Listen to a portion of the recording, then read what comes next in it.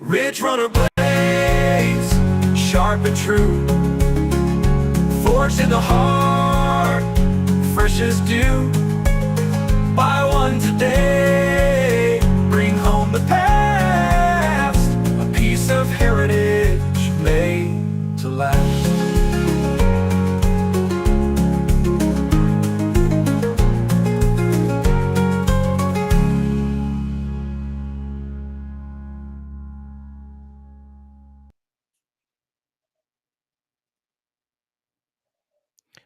What's up, Joe Flowers? Hello, how are you?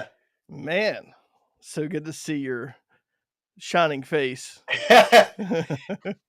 It's How are really you? shiny right now because I've got a new really cheap ring light, so There you it's go. working pretty well. Well, good deal. How's everything going today? You ready for some cold weather? Yeah, dude, are you ready for all this snow? Are you Dude, kidding, I'm dude? It's heading to the gonna be mountains incredible. tomorrow. I've got a big photo shoot tomorrow in Valley Cruces. So as soon as it starts snowing, I'm piecing towards the mountains. Dude, yeah, it's like it starts at 1:30. Yeah, By the way, up here in the mountains of North Carolina, where we're both yeah. from, and have you had school canceled all week long? No, but we I did get. have. It's been super fun, guys. I love when school's canceled. Personally, Yeah, I love it. well, I do, but like I just got back from a crazy trip in Trinidad, which we'll talk about later. But Yeah, um, yeah, like I was ready to answer quite a few emails yeah. and start picking up on some stuff because we have some industry stuff for the knife world coming up, SHOT Show, and so I want to make sure I'm prepared for that. Yeah. And well, it's just been there's lots more dishes and lots more stuff to clean up, so it's not always about bushcraft in the world of Joe. I have to be a stay-at-home dad as well. Well, I've met your kids, and that's got to be a lot of fun. Oh, it is. It is. And then, after they've been cooped up, as with any sibling, after you've been cooped up for, a week, they can get kind of feral. So Well, that's mine is the opposite. It's like when she goes to school, she turns into more feral. So I enjoy the weeks that she's here, and it's like by like Thursday we've got everything calmed down and we're good, and then we have like 3 days, and then it's back. So, but yeah, so tell me, man, what's big in your life right now? oh man, this is the year of travel for me, Jason. Yeah, It's a lot of different places. I'm not going to be able to do this every year in my life, especially with yeah, having kids and stuff as well. So I want to make sure I'm balanced with that. But long story short, travel, travel, travel. So I just did New Year's in Trinidad, which was incredible. I got to yeah. go visit a friend. His name is Moose. Moose, Moose, more or a less moose in Trinidad. in Trinidad. Yeah, you might have met him at Blade Show a couple of times. Oh yeah, That's cool. where I met him the first time.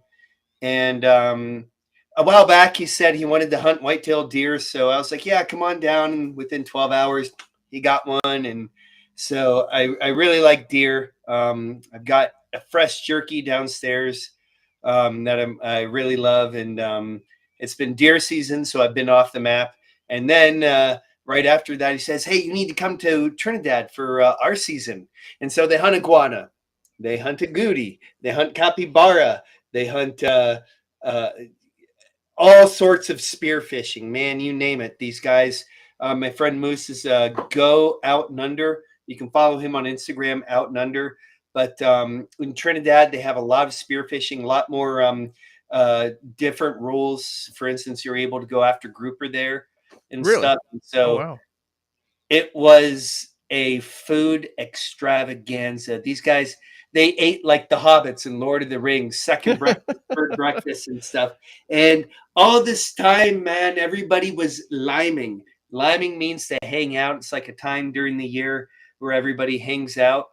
And so, like, we'd go to somebody's like little party, and there'd be like tons of food everywhere, and everybody brought food, and it was like a breakdance battle of who could have the most nutritious, like curry based, like Caribbean food, and Oh a lot wow. of it was wild game meat, like a goody and a guana, and all sorts of other stuff. And we got to hunt some of that, with air guns, with different types of methods of taking some of the animals. This time, I went down with the dude. His name is Wolf 40. Yeah. And you can check him out on Instagram. He does a lot of really cool stuff, and his knives are all U.S. made. He's a former military vet. You can figure out exactly how hardcore he was if you go check out his website. But he's very amphibious, you would say. Wow. So I was like, yeah, man. I was talking with him on a bear hunt here in North Carolina, up in the mountains, and this was like a month before I was about to leave. And he was like, "Hey, dude, do you need someone to come with you?" And I was like, "I just met this guy for the first time, but we both never shut up." So he came down with me. They both taught me how to spearfish down there, which is something I've always done from the shore or in more of a like, let's say a freshwater environment. And so they taught me like real hardcore spearfishing. I can't dive like they can, but I'm learning for free diving. And free So they're diving, free diving, just free yeah, diving. they're all free diving, dude. Oh man, it was crazy, y'all. Watching people free dive with the snorkels, and then like me, I got down to like 25 feet. Okay, yay! My daughter probably could do that, but like I watched them go down to 60 and then just watch them disappear for like 3 minutes and come back up real slow and relaxed, with a big thumbs up. And they came, with a grouper on there or something. It was so cool. And then right on the beach, Jason, we'd go out there with our knives. We'd be out there testing stuff. And right on the beach, we'd be doing bushcraft skills and throwing all of the fish into there, trying to use all of our knives to check out Yeah. what the rust prevention is, to find out what happens when you use carbon steel, and right afterwards, then use a stainless steel knife, which is something amazing that I'm figuring out too. We'll get back to this. This is stainless steel, but I know why.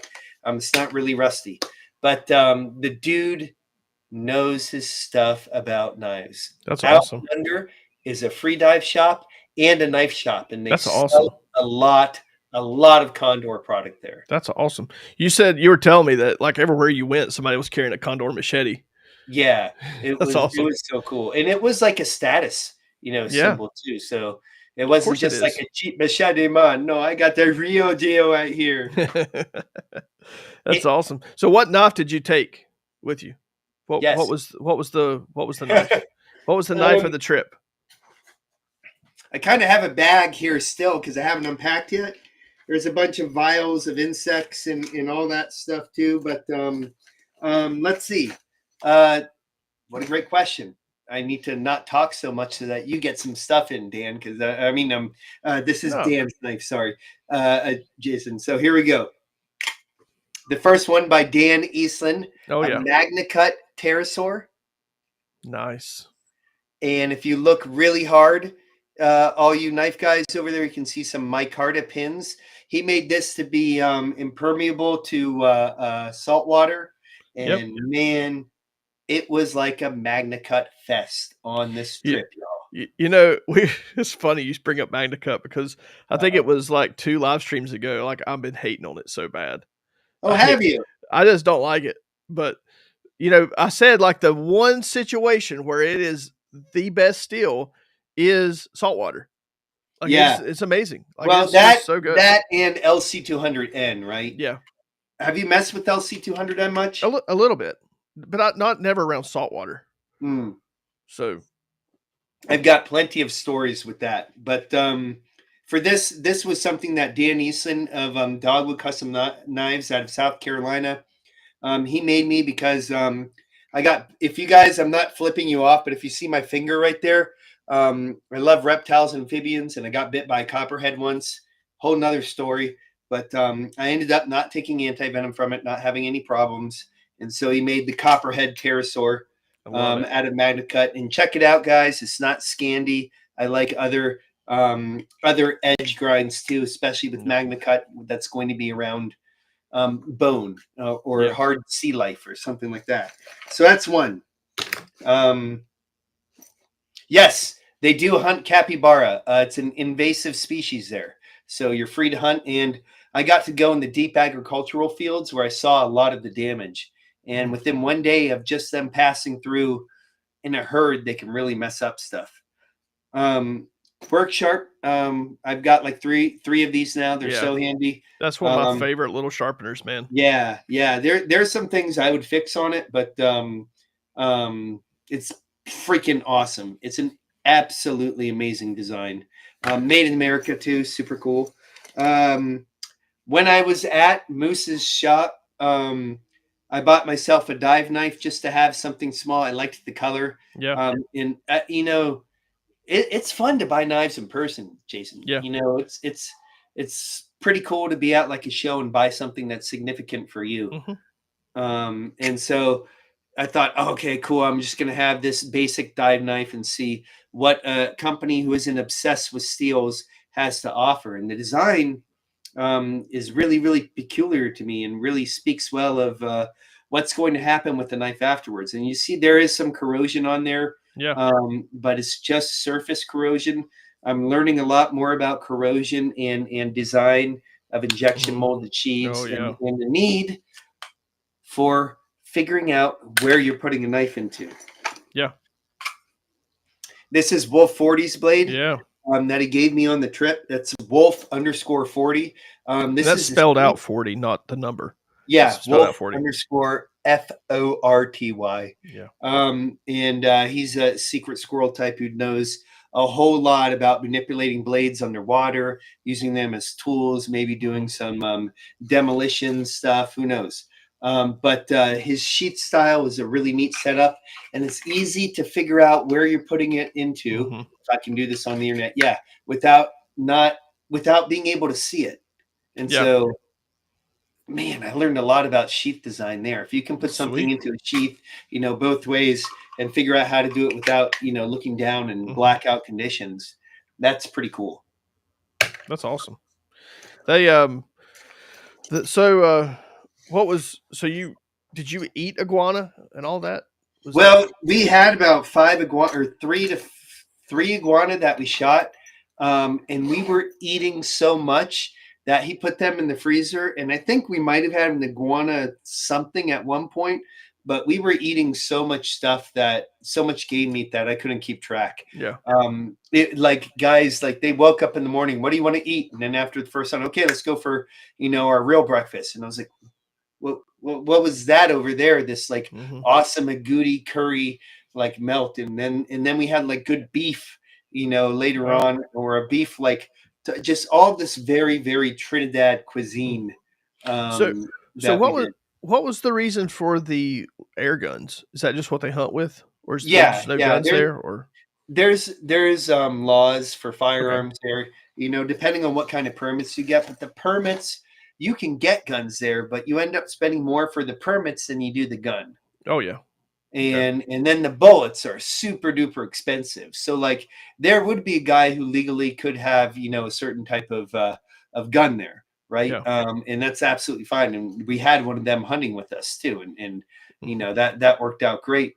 But the air guns, when a iguana is really, really far out in the yardage and stuff, and sometimes there's houses behind and things, it really makes sense to have an air gun much better than an actual gun, because they can fire over stuff and fire in urban settings, even not inside. Iguana biscuits and gravy. Yeah. There's a whole Florida cuisine too. But anyway, long story short, it's much safer and cheaper. Yeah. Much cheaper, easier to clean. I was convinced afterwards. I'm like, they could get out there with 22s, but then they really have to worry about where they're shooting if it's not in one of the park or reserves and stuff. Yeah. And you can literally homeboy was out there, I know how to see reptiles, and I've got a trained eye, but he was on a whole new level when it came to iguana, because when he was hungry, he ate. And so he'd be able to see just a reflection on a tree and pull over. And I was just like, never seen that in my life. That's pretty amazing. And so this gentleman moose is a a full-time knife lover. He has tons of magnets all over his um, uh, cool kitchen, and he's always testing the knives that he's selling. Hmm. And so he has some like less expensive Chinese knives that sell like crazy in Trinidad because they can beat the heck out of them. And then F-Dick, for instance, is really good on coconut. And the Bushcraft Parang is the most popular machete that he sells because it's good for lopping off fish like crazy and then going straight to a goody and then doing that. I mean, it's just a really cool blade culture. And That's man, awesome. it really puts me in my place to understand why ergonomics go there stuff too. And Yeah. heck, dude, it was cool. Got to bring the titanium 3D printed handle Dude. knife down there. So funny story about those guys. Yeah. I reached out to those guys, and because I would love to have their stuff in the store, and they're not looking for dealers right now.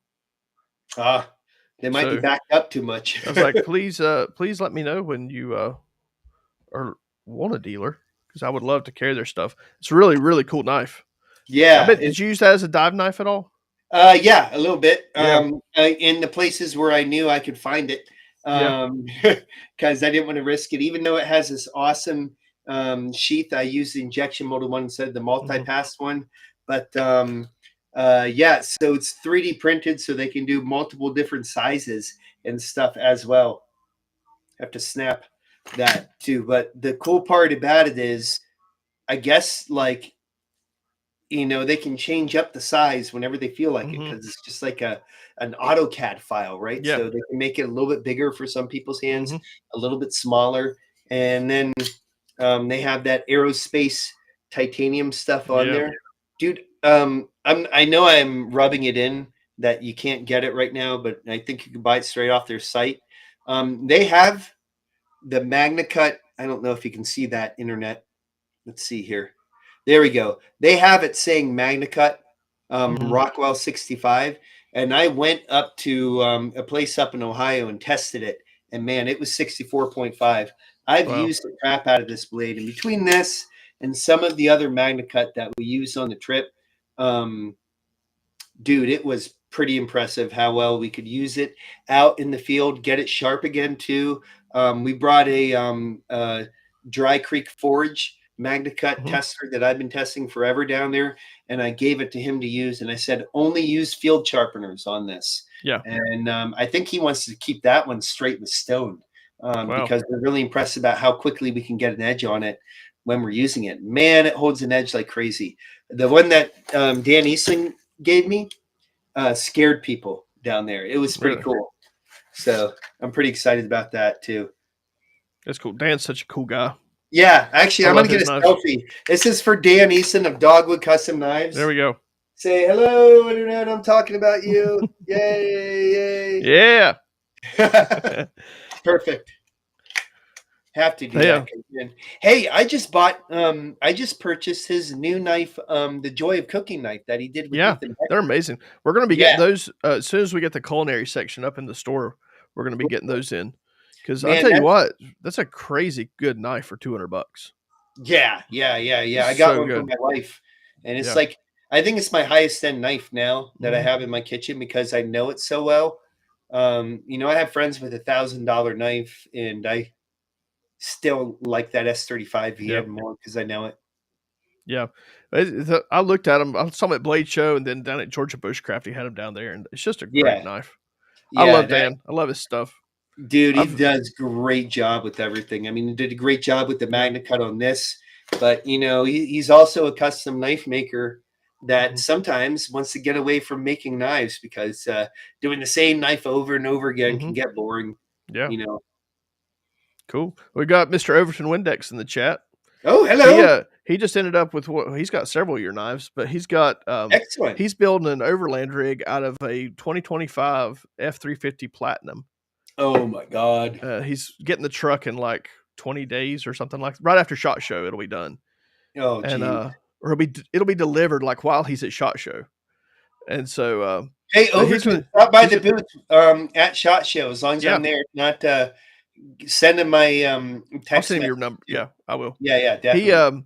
but he's got one of the K-Tacs, Oh, cool. and so I think he's gonna do a little bit of content, overland content with that big knife. So it'll be pretty Dude, cool. that's great. Dude, you can knock out like well, maybe. I would put it in the sheath if you did this, but you might be able to knock out, all right, maybe not a U joint, but you might be able to bend back a tie rod with it or Yeah, something hard like that. yeah. You never know. I love that kukri. It's a really cool. That's a really cool one. I have let's see, do I have any within my oh, I'll show you I something do. new. Somewhere. Speaking of kukris, Oh, new you for got it? 2025. I can't wait to get these. Seen this at Terra Kukri. Yeah. So the kukris have done real well on Condor's website, and Terra Machete is a great machete. This is a prototype, by the way, but we wanted to do some of the different grinds that you might have and use the handle a little bit different. So the thing with the Terra Kukri is it comes with the fully injection molded sheath. Yeah. This one's Kydex. Just like the machete. Yes, exactly. So, comes with it's like the perfect little combo there. Yeah, I love the Terra Machete version of it. So Alan K from Alone won with the HD Kukri design, and to say something, in honor of him, we designed a more tactical version because he's a little bit tactical, and basically came out with the K-Tac, and that is a awesome 1075 high carbon steel knife with a smashing pommel they can use on coconuts or bad guys' faces. So it's got the nice. Hey, dude, congrats on no Band-Aids. Dude, I just pulled a Band-Aid off. Oh, you did? Oh, for the show. Yeah. Sometimes you have to pull the Band-Aid off. It's going to be much like that, too. Yeah. I love the sheath, though, for this knife. But yeah, that's a kick butt kukri. I love that thing. It is, it's the same size as the heavy duty, right? Yes. Yeah. It's basically modeled size. after the heavy duty, but then we slapped some micarta and made it indestructible with one of them smashing pommels on the back. You don't see those a lot on the kukri design. Yep. And Mr. Overton has sold more Aussies than anybody on the freaking planet, I think. I have sold so many of these Aussies. And we're actually going to be shooting a video for Ridge Runner. We're shooting tomorrow on the Aussie and the Cavalier together. Oh, cool. Excellent. So they've a really cool knife too. Any background information you guys want on that? Yeah, well, we'll dig into them here shortly. Tomorrow, so you guys can message me up and we can figure it out. Yeah, well, we'll dig them out here in a second and look at them. Definitely. I think the Cavalier, that's one of getting to be one of my favorite Condors. Oh, really? I love that knife. I think that's a sweet blade. And so why do you keep calling it the Cavalier instead of Cave? What it's called? Cave Lore. Cave Lore. Okay, Cave Lore. I don't know. I'm a redneck from North Carolina. We don't have. No, that sounded a little bit more like hoity toity. Actually, it's the Cavalier. The Cavalier. Yes, I use it with my caviar. It works very well. I'll blame Taylor for that. But here's one of your newest designs. Oh yeah. Super happy to have these in the shop. Yeah, absolutely. That's such a sweet little blade for like $50. It's a crazy good deal. 1075 high carbon steel, lifetime warranty. And the cool part is we've seen, or at least I've seen, like the evolution. Some of these knife companies, not just Condor, a lot of different companies are learning and taking the feedback from the knife community, whether that's Artisan or whether that's Condor or whether it's Tops. People do actually listen and they do watch the videos and go, okay, for instance, we have a whole new heat treat revolution that's about to happen at Condor, so we can dial in some really high quality steels at exact numbers. So I have been telling these guys that one of the big reasons, besides you, one of the big reasons I carry Condor is they are ethically manufactured. Yes. They're real people making real knives and they're not like slaves sitting in China. No, So no, it's really crazy too because it is El Salvador is a third world country. But when I talk with the workers, I know, kind of what they make. I'm not gonna say it because I can't really remember, but what they make based on the minimum wage there is yeah, incredible. And most of the guys there, like I've met many people who've worked there for more than 40 or 30 years, wow, more than 30 years, and many that have worked there almost 50. There are people there who have worked most of their lives, and even people on the floor.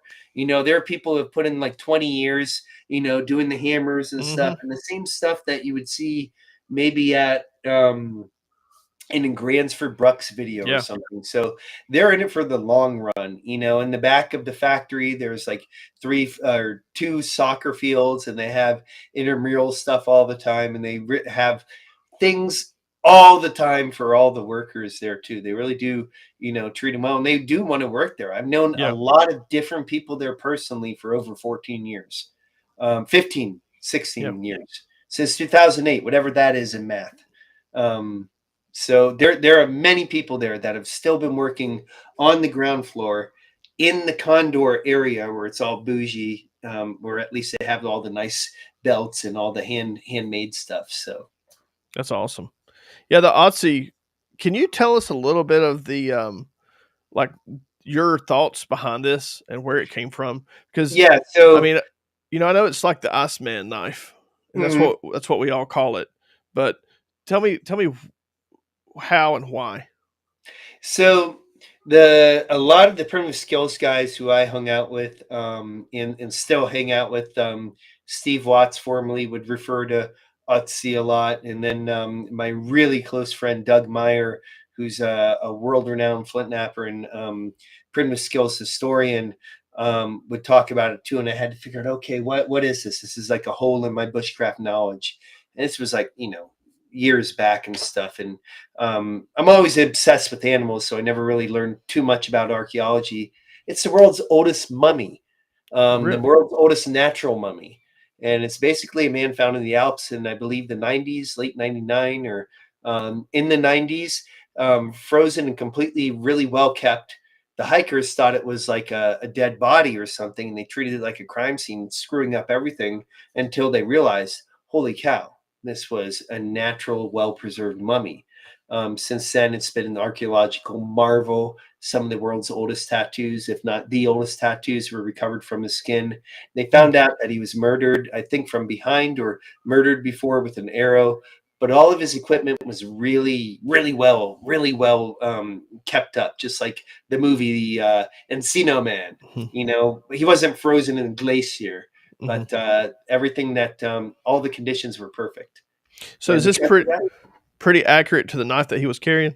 no, for the most part it is, but there's a lot of debate Yeah. because on the knife that he has, there's a broken tip, and they think that's for marcasite, Hmm. probably. They think for striking basically like a fool's gold to get that two rock spark. Hmm.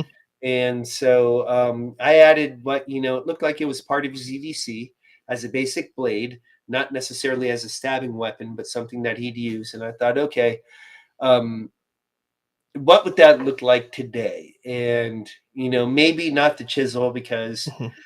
trying to put out like a flint ground chisel wouldn't probably catch people's eye as much as what that Sure. would be. And so there's wrappings on it, made of a certain type of plant on each side of the handle. I use Condor's traditional braided wire wrap. I wanted to challenge Condor with the type of nap or type of look that was kind of pressed on. Actually, Taylor kind of helped me figure that out. We can't do it the same way Taylor does, where it's like Yeah. it takes forever. So we were able to figure out a stamped way that looks a little bit different, but was okay for smaller blades, and Yeah.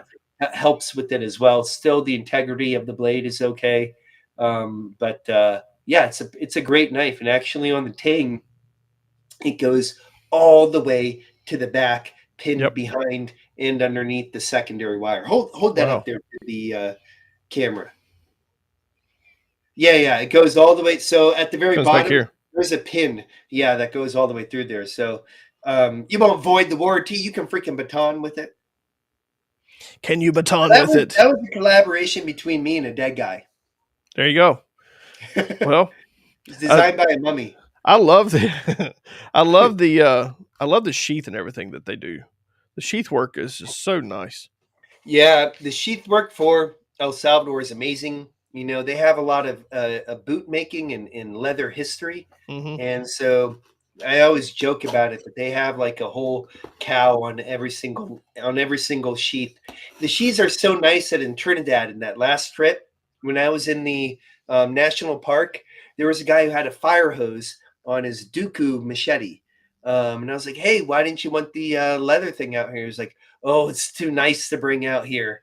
And we brought the machete, but he thought the leather was too nice. So he must have that for his like prom date or So that's Sunday something. carry, right? Yeah. That's Sunday carry. Hey, dude, do you have camo church near you? What? Yeah, like on the way up the mountain one time. This must be like our surrounding counties thing, but I saw camo church and with like a camouflage background, like every Wednesday, like 6 p.m. or something like that. I was like, I wonder how that would look like. I mean, I You love should camo. go sometime. Yeah, yeah, Wear your tiger stripe. definitely. You know, side note, they camo is illegal in Trinidad. And yeah, so you can't have like military camo. You can have like advantage camo. And so like my tiger stripe boots, all my cool beaver tiger stripe like side satchel and all of that stuff or tough possum, sorry, not beaver, was not allowed down there. So I had to like basically go almost gray man. And it was almost comical because I have so much camo. Yeah, you've That's got not a lot even of funny. camo. Yeah, it was like, God bless. I had to even change out my toiletry bag. Overton's wanting to know if you flat grind a kukri, what boomerang? Dude, let's find out. You just better have a metal, one of those chainmail gloves to be able to catch it. Yeah. And lock up your dog too, because you don't want him catching it like a frisbee. Axiom says Baptist would definitely wear M81. Baptist. Well, what's the M81, the knife? That's the woodland camo. They would wear. Oh, okay. Yeah, let's break out the Cavalier. Yeah, the M81 camo, the woodland camo. I definitely had that's like my 3 favorite. things that I could not put in there, and I was like, oh my gosh! Like even my most used swim trunks were like tiger stripe. My Crocs. I had to bring my Birkin Crocs. They're like plastic Crocs. They yeah, you're in big trouble.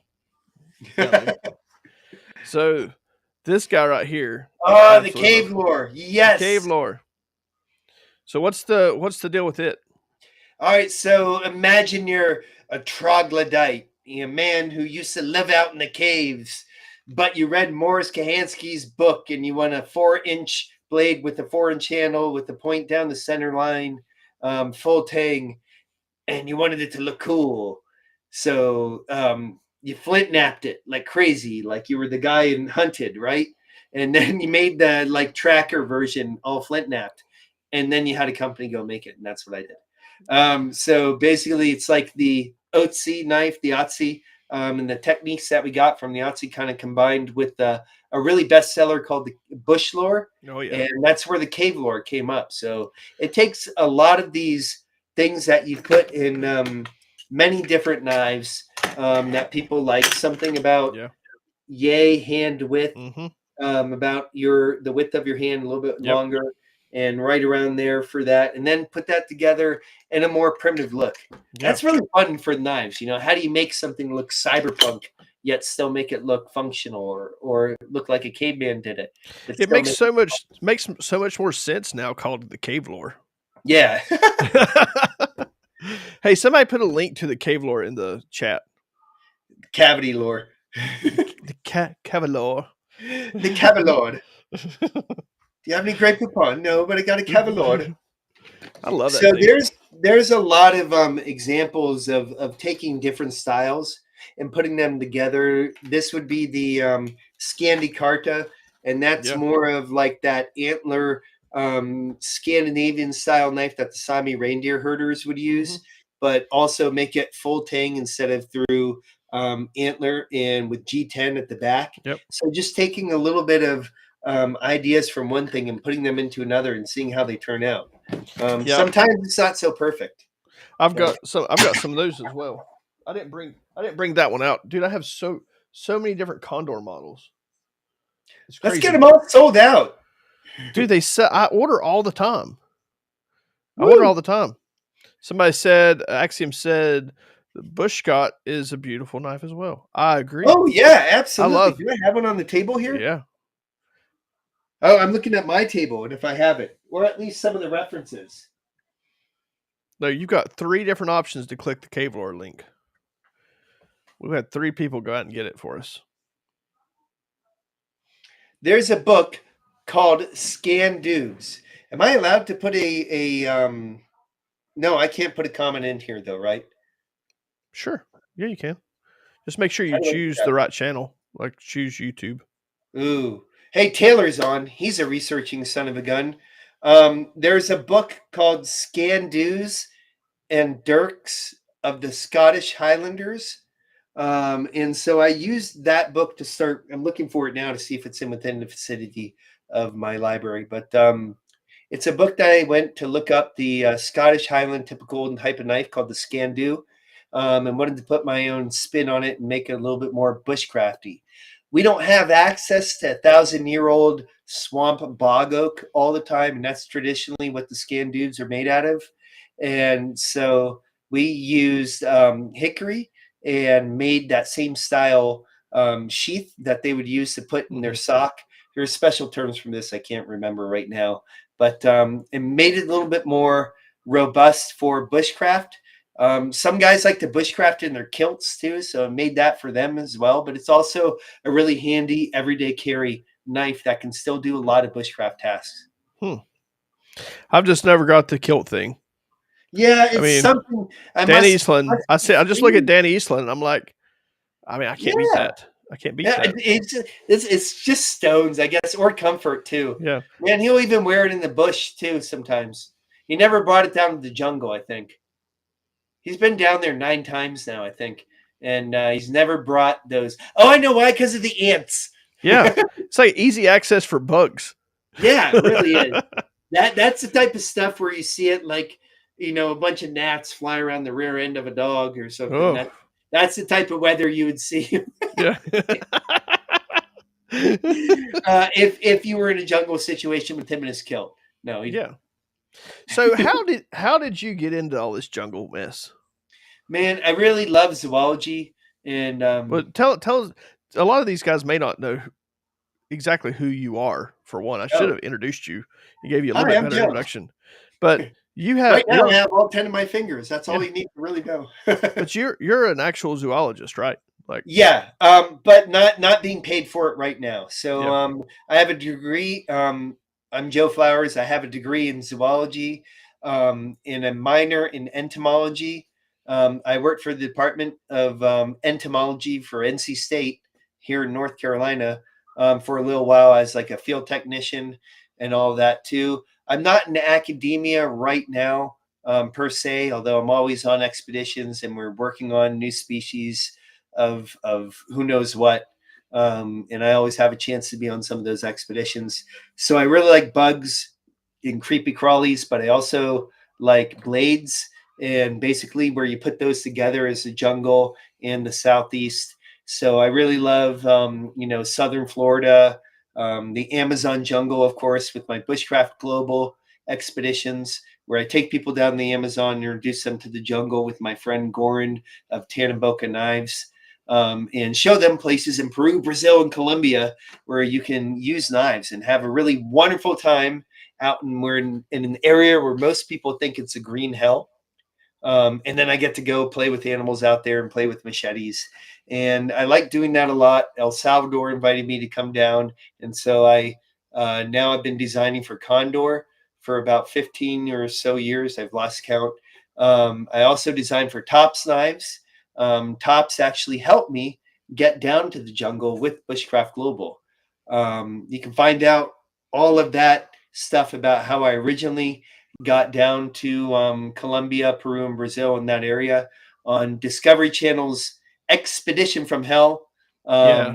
If you hadn't where I watched had a that, you part. should definitely go watch it. Yeah, It's a yeah. It's not about me. It's about this crazy guy who went from one side of South America to the other. you'll be so pissed off the entire show until Yeah, Joe shows up. And it's then pretty it's just hilarious. it's better. That and on that trip, that's where I met Goran, and he was Yeah. like, "Dude, you should come down a lot because I love knives." And I was like, "Oh, I do too." And so that started up. Um, and then, long story short, that's been my life since then. I wrote for a lot of knife magazines, Tactical Knives, Backpacker Magazine, a bunch of magazines that aren't in print anymore, and then got a lot of knowledge about the market and about using knives. I like surrounding myself with people who really, really use knives every day, like the people in Trinidad. That's one of the biggest reasons I went down there, and one of the biggest reasons I became friends with my friend who owns a knife shop down there, because he's a big knife nerd, like all of us probably Yeah. are. And I've had some wonderful friends help me along the way in the knife industry and in the knife world, like you, like Taylor, and just being a big sponge. And it's worked out real well. I mean, you've designed an It incredible covers amount of everything. knives. Yeah. Pardon? You've designed an incredible amount of knives. How many do you Yeah. think that you're knocking on right now? Pardon? How many designs do you think you've done? Oh, I don't know anymore, guys. Like, I It's gotta know it's be over insane. 150. It's gotta be. Yeah, oh, it's easily over that, but I counted once and then it kind of got to my head. I designed for Condor Tool and Knife, where I do most of their designing, a good 80, 75%. Tops Knives. I helped out with the Brothers of Bushcraft. I'm one of four Brothers of Bushcraft. That's their field, their BOB knife. The Brachimo is mine. I also designed for Artisan, CGRB, Work Tough, BPS knives coming out, and Shade Indonesia. Oh, I got that big kukri right over there. I could go grab it. Go get it. Okay, Go hold get on the one big second. cookery. All right, now's your chance to talk about Joe. Any negative comments you want to put in, just go ahead and do it now. Got it. Nope, he's back. Don't run with knives, guys. So Shade Indonesia. Indonesia really knows their kukris and stuff. That's wild. Yeah, they could handle some wild designs that every other company was afraid of, but they really Look know at the that. grinds, man. This thing is way thinner than it looks. That's Way, crazy way looking. thinner. Let me go ahead and shut that door over there. I apologize. So, why not bring a crazy design to a kukri culture who knows how to make it cut? I just got it right before I went to Trinidad. So I'm about to test it right now. Not here during the thing, but probably tomorrow on frozen knots, especially frozen pine knots. Those can really mess up a blade. Wow, this really like messes with the lighting too. So a frozen pine knot or frozen hemlock, by the way, guys, can really mess up even the finest axe. So you want to be careful when you're chopping conifers. There's a couple of other ones out there, but now that it's getting cold out there, especially to all you guys getting hit by this storm, watch it when you're chopping and splitting. Maybe use some of your lower Rockwell axes in really cold weather. Yeah, that's just what I do. Yeah. Speaking of axes, I just picked up this brand. I think he's in the chat. There's a brand called Fire Creek Forge. I just picked up, and he's an axe maker and a knife maker, but he makes very classic, very very classic designs like Nesmic's, Kephart's. Wow. Really really cool. And then some iterations off of those. I mean, and then some of his own designs. But Have he's you an ever axe maker, and I've sold out every single axe that I've got from him just as soon as they come in.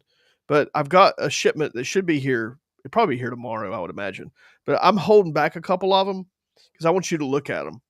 Sure. Let me see them. They are. I can just take and shave my arm with them. They're man. The grinds are very Swedish like very nice and thin and slicey, and dude, they're wicked, man. But the ones I've got coming, which I've had already before, is a bushcraft carving axe. Oh wow, And so fantastic! super dude, I absolutely love them. But I have they're the freaking sharpest thing in the store. I was on the live stream the other night and I was just like, you could just take it and just shave the hair off. Woo! It's wicked, man. Man, those carving axes Uh, are something else. Have you seen an influx of axe makers recently? dude, I haven't. I have not personally. So, but I haven't been looking either. You Because know, it used to be only a few in the US. true, And true. then, There is definitely more now. Yeah, yeah. And it's kind of amazing to see that because the only big axe making company is Council yeah, Tool in the United yeah, States. Well, maybe Vaughn yeah. too. Taylor might be able to chime in. Taylor's the axe expert Yeah, definitely. I, I when it just comes kind to of the devoted all to Taylor. axe history. Is like he's scary. Yeah, he's real good at it Yeah. too. Man, Um, remember all the times when we could name like every single knife we saw on a table? yeah. That was awesome. That's speaking of Taylor, this is like something right up his alley right here. Oh yeah, the indigenous man. What a cool design. I love what they're doing with the engraving on these.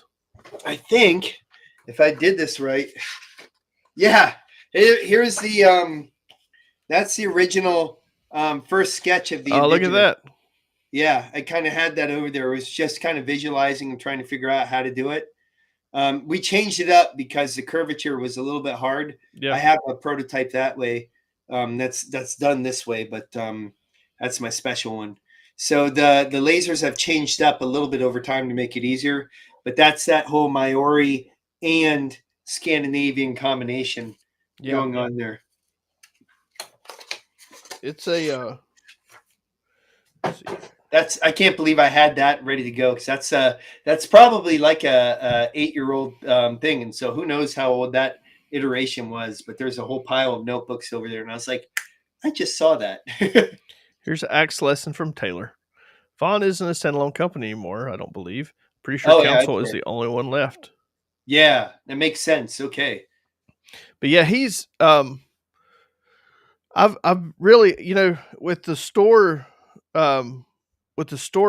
we are getting really really close to opening the actual Really? with the actual brick and mortar. We're getting So really really close. January or February? It'll be February. Okay. The last of January, 1st of February. But the axe thing, I've kind of held off a little bit on like stocking more axes just until I get the brick and mortar because I've got this idea for like a big axe display behind the counter, all this stuff. And I think with axes, it's a lot of fun to be able to pick one up. Like I don't know, I'm just like that, to some degree, I guess. But yeah, so when the store opens, we're going to expand the culinary section of the website and then the axe section. But wow, just having like a little axe boutique area is something that would attract some of the crazy people coming down the roads of 77 or something going, hey, wait a second. I'd love to get some of Julia's axes in here too. Yeah. Oh man, dude, what a fantastic maker. No kidding. Every single one comes. You have yours? Yeah, mine's in the. I can go get it if you want it. Oh, but it comes with the. It comes with the warranty sheet too that I keep by my light too, and they're all numbered. So it's really cool. So when not in use, oil the head and handle and store in room temperature. Keep your axe sharp for safer and more fun carving. Use sharp tools with great care at your own risks. There you go. So yeah, each one comes with a little kind of custom made thing. And she does all the handles herself. So it's a really, really cool axe with her own axe. So she make the design. Got a question there for you. Yes, it is a good cleaving kitchen knife. There are better cleavers out there though, depending on what kind of stuff you're cleaving. So it's like a good beginner cleaver. Yeah. It has a meteor edge. If you get really fine at cleaving, you might want to start, at least for me right now, after coming from Trinidad, I am convinced about the F-Dick cleavers. And they just kick butt. A lot of F-Dick stuff does some amazing stuff, but they have different grinds. Mhm. stuff for really thin things that costs like X number of money, and then stuff for like really, Yeah. really thick. The The Condor, Condor is great for $40. yeah, definitely. Is It that how really much is. the Cobra is? It's like $40. Yeah. Wow, dang, I can't believe that. It's a great that, or I've got it priced wrong. I don't think so. Could be. But I was thinking of the Cleaver kitchen knife. I yeah. might be thinking of the wrong one. If I'm thinking of the one with the micarta handle, I could be off. No, I don't think it's micarta. Top Silent Hero. No, I did not design the Top Silent Hero, but that is an excellent knife. Yeah. I love a Puko. Boy, I do too. I love Pukos that Taylor Grind makes. I'm looking to the right and seeing all the questions Yeah. too, by the way. Yeah. I'm Taylor is like Mr. Puko Man. Yeah, And definitely. I personally, like, for me to use, I'm not the biggest Puko guy. But Taylor made me a leather stacked Puko, like more of like a Norwegian, I guess, style, or Yeah. like leather stacked Puko. That thing was incredible. It Oh was man. absolutely incredible. He's going to be 5 doors down from the shop now. Yeah. Like, just right, like literally, we could almost throw a rock and hit his shop, which I wish I Wow, could dude, do. or a slingshot. A slingshot. Yeah. That's it. We're just gonna have a bell right out there Yeah. near something that's Yeah. not glass, and have a slingshot bell like that we have to ring or No, something glass. like that. Perfect. Glass right through his window. Yeah, perfect. Hey, dude, you could get stuff from Simple Shot in your shop because they're in Asheville. I know. I love their stuff. Yeah, he's a great dude to hang out with as well. He is. Nathan Masters. He's a heck of a slingshot dude. And then we could get Taylor on a crazy micarta slingshot kick, and Yeah. he'd take all that thick micarta in his new shop, and he'd have a whole nother thing to obsess about. I know. He'd make a micarta Puko slingshot. So I'm actually looking at kind of Scalper. expanding Ridge Runner into kind of a knife supply, like, Ooh. but only vintage micarta. Oh, Right I mean, now, you so can just do it all with Taylor's Yeah. ridiculous dragon horde of micarta that he So has. I have a really good hookup for. So it's a guy that tears down old factories. Yes. And he demos all these old factories, and so he's been collecting all this micarta for me. I've got some micarta wheels that was made, rag micarta wheels that was made in Charlotte. That I have literally access to hundreds of them. Wait, is And this whole guy from Charlotte? No, he's local to me. And Okay, but because I know the he ended up with like manufacturer. so the manufacturer that was in Charlotte that made all those, I have like half a container of those. Yeah, are they dead? Are they gone? Yeah, I think so. Oh man, that sucks. I used to jump in those dumpsters. Well, I have tons of the wheels, and so we're going to start making some like limited Ridge Runner stuff out of this vintage Yeah. micarta too. So Dude, pretty let me stoked about know. it. I've got Pretty- like 500 pounds of that stuff too. Man, Not I the think- wheels. Yeah. Not the wheels. I love that golden look of the wheels, like when you Yeah, slap, no, it's like it's golden not rag. that It's stuff. really This is cool. just scrape off. But you I can don't only need make to- smaller stuff with it, like you know. Yeah. And so, yeah, I'm pretty stoked about it. What's new? What's You coming have out that Taylor nobody knows working about like yet? crazy. He's going to be just trying to buy all the micarta off of you by selling you product. Shoot, yeah. We'll Hey, DH asks, is there going to be grand opening party? yes, we're gonna do a grand opening party. When? Because I don't have know. a We're gonna get in- the store done first. I have been pushing this out for so long. It's been taking. So I actually bought Ridge Runner a year ago this month. So I've only now you're like, screw it. Well, I'm gonna go we to the just store. haven't been able to get there. Yeah. And so it's just been it's been a little bit of it's been a little frustrating. I'm like Mr. Super Optimistic, and this year is beating the ever loving crap out of me. Like it's beat the optimism out of me a little bit, Oh. just because it's like everything takes way more time. Than what I think it should. Yeah, So- especially if you're an entrepreneur like yourself, it's It's going to just- eat away at you because it's going to be hard to turn it off. I don't turn it off. Exactly. I never do. It just doesn't turn off. It's making knives That's one thing, guys. All you hobbyists, when you make knives your job, you are diving into them. I Yeah. am literally surrounded by knives right now. So is Yep. he. Boxes of them. Yep. And you can put them on his blankets, use them as carpet. Yeah. Your life is knives. My life is knives, and True. which is great. I love knives. So, but yeah, we're gonna have a party. We're gonna actually open up about 3.5 acres of our farm here for camping. What? And so we're gonna have some. We're gonna have like a band out. We're gonna have. So we'll probably push the grand opening to March, something like Okay, that. cool. Like just some where it's not so stupid cold, but it's not hot. We'll do it in a nice time of year. So we'll have the big party, and yeah, Overton will have to come out. He's in Montana, so Oh, dude. I got a few dates open in March right now. heck yeah. Well, too, like we were talking the other day, it sounds like I'm going to all the Overland events this year.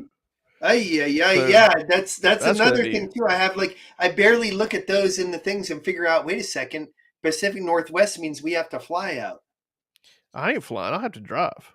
Yeah, shoot. I mean, that's I have to drive there. So Well, yeah, you that's guys make the Radio Made Easy Jeep up and you guys can take my car. It's covered Yeah. under anybody that I insure. why don't you just go with us? Just drive, I make a road will. trip. Blah, blah, blah, blah, family time. Hey, then we can swing through Montana and go shoot like 4 miles with Overton. Nice. Oh man. So Tell me about good time. We'll have to do all the logistics there. Definitely Overland East is in the calendar, but I think So what's all this travel you've got going on? What's the deal? it's just it's just more stuff. Trinidad was something I just wanted to do, real quick. SHOT Show. That's something a lot of the knife industry has to do every year. But something new for me this year is IWA, an international weapons show in Germany, which is kind of like SHOT Show that Condor has a booth at. And this is the first year ever in my life. They've told me, hey, you need to go. And so I'm going to IWA too. I'm not actually going to the jungle this year. Peter Magnan is going down as a solo trip with a bunch of people because I want to try and expand. I'm doing a veterans canoe trip with Peter Magnan actually in February, which is in Florida, and that should be real fun. And then the Bushcraft show in England, which will be really cool because I want to get out, and there's a lot of stuff happening between England and the U.S. We're starting to expand a lot more. People are starting to realize how big stuff is. Hey, Taylor. What's up, Joe? Tons of travel. That's kind of the name of the game. So Taylor is our surprise guest. Woo! Surprise. Taylor. I'm still awake. That's a surprise. I know it's past 8 o'clock. I wasn't prepared. Oh, yeah. I got a Joe Flowers axe. Hold on. Uh-oh. I don't know if this is legal to show. I guess it is. Oh, yeah. Heck yeah. No, you're absolutely fine selling that. That's awesome. That is a rarity. And that was a pain in the butt to keep my baggage under 50 pounds hauling that back. That thing's like 6 or 7 pounds, probably. Yeah. So What are we looking at? This is Imakasa made this, right? Correct. That is Imakasa. So this is kind of the history with machetes and axes. Is there's a rich heritage of trading names. So, for instance, like a custom axe might have just a small mark here. A lot of times, like Collins was really big with axes and machetes, and they started to branch out after a while and sell just their name. So you'll see like a machete with a bugle on it, and they'll be made in El Salvador or Costa Rica or something like that. But the original Collins were made in Connecticut, and they got a real crazy legendary status to the point where people would always buy the name. And when that happened, they were able to sell marks of stuff. So only in certain countries, Imakasa can sell under the Collins brand, but the Collins conglomerate, went and bought them, and it's above my head. Someone explained to me one time, Taylor, and I have it all on a voice audio thing.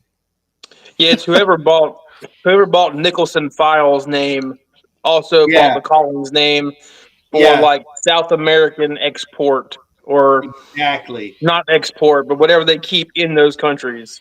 Yeah. So you'll like the bugle one, corneta, is a really, really common one that you'll see like made in Guatemala or made in Colombia, made in Brazil, and made in El Salvador too for machetes. Yeah. But when you see that, when I saw that Collins, I was like, oh my gosh, are they still doing Collins? Yep. Have you bushcraft in Ghana? Not yet. Give it time. Ghost, are you from Ghana? I didn't know that. Yeah, they So Taylor, why don't you break Ghana out has something the that you've been? coastline though. That could be fun as long as there's nothing bad out in the waters. That could be real fun. Why don't you So show what? something that you've been working on? Yeah, show us your newest project. Oh God. How about these haven't been shown at all yet? Ooh, Oh yeah, there you go. I look said at that Mr. pudgy Puko. little Puko. Little baby Puko. That's awesome, These are all nasty because I'm still in the process of grinding, but they even have the nap texture on the spine. dude. Are you gonna do that hexagonal Puko style? Yes, on Let me these go I am. grab mine. I have it right downstairs while you're talking about that, real quick. Do you have the Tipio Wakia? Yeah, version. Yeah, I love that yours, knife. one that you did. Oh yeah, I forgot you had one. Yeah, yeah. Let me go grab that real quick while you're talking about it, 'cause that's what we're doing. That. I got those. I got the bluegills coming down the line here. Oh, praise the Lord. I know. I got 10, so it's going to be a snatch and grab for whoever wants one. Yep. Little stack here. I got a whole bunch of gars back there that are all dirty and nasty, and I'm working on some of the Pisgahs too. The lighting Yeah. here is just terrible, There you go. but there's the full size knife. Look at that. So got a lot going on at the moment. The shop is ground zero, for lack of a better term. Ready to get you in your new shop, man. I know that's part of the reason why it's in such a bad mess because I've been. Oh yeah, that's the full size Gatkin. I've got some of those too. So this is pretty much the same knife, just shrunk down. Oh, dude, that's so awesome. I don't know the length. I can't remember, but it's pretty small. I mean, Yeah, but it's still like a 3-finger jobber. It looks great. yeah. Here, like a 3-finger knife would be more or less something along that line. So, oh yeah, man, I want one. It's about the same size. It's weird, is because like the bluegill is about the same size, but you can get a full grip on the bluegill. Yeah. But not the Puko.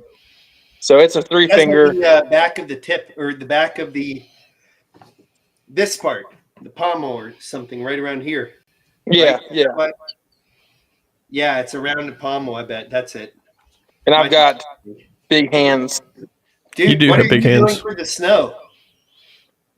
I'm going to be in the shop all weekend, so I won't even see the snow probably. Been dealing with a little issue on this batch, so I'm a little behind. So I'm working over the weekend this weekend. Man, I'm sorry. Is it 80 CR V2? It is. Ah, And luckily, it's not anything crazier, or this issue would be a lot different. So making it happen. excellent. Yep. That's very. Well, he that's called me style of today. 80 CR V2. Taylor was literally crying on the phone. I was not crying. My phone started dripping tears. I was like, "Good Lord!" No, I just should have Hey, checked Curtis! before. I'm not going to go into the whole issue, but like I should have checked ahead of time. It's my own fault. I mean, that's the best way to treat a carbon steel is to cry all over it if you mess it up, and then It's a you great can patina. retemper it or repatina it. And I know some people are really looking forward to this, and I am not. But I did buy a sheet of hardened pea for you guys. Is that Ultim? It is. The last live stream me and Jason did, I said I wasn't going to use it again, and apparently everyone took that as a challenge. So What? All right, so please, I'm a dummy. Explain to me why people like this, because to me it looks like crappy yellow tape that was I left love on it. a 1970s Polaroid to hold it in like a It's scrap. it's one of my favorite handle materials. Why? I really don't know why it's popular. It doesn't have anything. Overton said that it's the same material they use for crush washers and A10 engines, so that's a Yeah, good enough reason to like it. it was designed for the automotive industry. I think Mitsubishi is who developed the material. It was supposed to be a high heat resistant crush proof material of some sort. I don't know the entire history, But but they it's don't real use it. easy to polish and get all the scratches out of. Yeah, I wish. Yeah. Believe that. No, And it's what- super. you have It's to, you can't pin it. No, you can. It's like it's like glass. It's super hard. It's super hard to get scratches out of. You have to go all the way to 3,000 grit. You have to buff it. So it's not my thing, but I'm Dude, doing it's it. really like there's someone in the industry who's like, let's figure out some reason to do some pain in the ass stuff to make out of a handle, and let's make it popular. yeah. A Like how lot they of the make golf. It's probably one of the hottest handle materials out there right now. it definitely Right. is. It's probably the looks most sick. popular at the moment. It looks sick. It just looks Oh, so man. good. I gotta see it. Speaking- It just looks like He made a Oki bluegill, and people out of Ultimate, people were literally fighting over the stupid thing. And somebody even talked me out of my prototype. Oh, really? I had the prototype bluegill, and somebody talked me out of it. And Speaking so- of other pain in the ass materials, I'm still gonna. Oh no. I still got about 20 pieces of this stuff left. So there will be a few in this batch. If I'm gonna make it hard on myself, I might as well go all the way with the Trout Micarta. I love that stuff. I mean, it's How hard really is that to cool. polish? It's not as bad as Ultim though, right? You can't polish this really. I mean, it's softer than Just beat normal. blast it. Yeah, Is that's that what I did kind on of the like last sand ones. thing? No, that's paper. Okay. This is like it's some kind of canvas. I don't know what G.I. Hansen's using, but this stuff is like soft and gummy almost, even though it's technically like, hard. Mm-hmm. But once you get it like a little bit warm, start grinding into it, it turns into like chewing gum. Wow. So it's up there with Ultim on list of material that I want to use, but I got Yeah. No, we're I gonna got send 500 perks of it. that Ultim Gar to Overton, and you'll have to make about 200 more of them. I better buy a CNC machine or something. All right. So for me, this has been the year of fire hose. And it all started at LT Wright's booth, where he had some kind of new machete that he's doing, all made in the US. And they were trying to figure out a cheap sheath system, and they figured out fire hose because a couple of their friends apparently have used this before. And now I started seeing it in Trinidad. The Navy SEAL guy who I hung out with was like, yeah, we use that all the time. Some other guy who I just talked with who's coming on trip is like, I'll make it out of fire hose. So now, like, I'm waiting to see like the micarta fire hose. You're behind a little bit. Pardon? There's already a fire hose, Micarta. You're a little behind. Okay, I cool. figured you would know that. Oh man, no, but there should be one that's like injected to where there's like it's not heavy, it's not like layered or something. Because apparently that stuff's bulletproof. Yeah, it's pretty tough. Yeah, Shade Tree Composites was doing fire hose, Micarta. Of course, he's a great dude, man. Oh, it's the Canella Jolla. Yeah, it's Nula Julu. I think in Overland, someone said that box says Canella Jolla. Canella Jolla. Oh, guys. Okay, listen. That was my All right. fault. Trying to name some of these is really hard. That was a collaboration between me and what's his name? This would have been Jorge Humana, And with Jorge Numana, I tried to figure out some way to put Joe in there and Jorge and then all that together and then an Ulu and then it became the Nulu Julu. And it was This really easy to say in Latin America, but not so much here.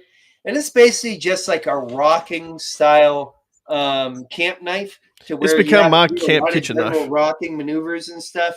It's okay in the kitchen. That we use ours in the kitchen quite It's a good in the bit. kitchen, and it's Um, stainless. Yep, all stainless.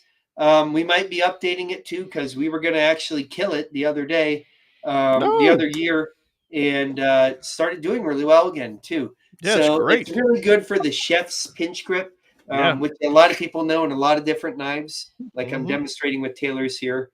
It's really good for that type of maneuver. If people really like use knives with their forefingers a lot, that one worked really well. But it's not necessarily one that would please a lot of traditional chef knife users, more than primary primitive camp knife users like me, just hack apart meat and then are. Yeah. Well, you also need a. You also might need to, do some actual other camp work with it too. Yeah. That's the guys out in the chef world don't really well maybe except for Dan Eastland, of course. Um, don't use those crazy high grind knives in the field around bone. Patrick Taylor only drinks tequila mixed with lemonade. That was non-alcoholic, Patrick. It's sober. It's dry January. Isn't that what they call it? Dry January. You I've don't got drink this month. a stupid idea of putting hot chocolate in a steel cup and just been burning the crap out of myself every time I say it. Here's one I haven't really shown much on the channel, but I've sold quite a few of them. It's a Bushcott.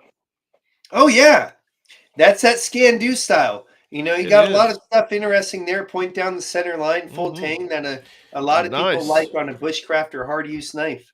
A nice sheath for it too. Nice little neck carry sheath. Yeah, It's and a nice the little sheath rig. style is meant to kind of put or tuck away in something, so it can be used on the neck, but also you can attach it many different ways to Yeah. other things too, just to make it like a dangler or stick it in the boot. I love the size of this 14C, thing. 28N. It's really cool. I like it.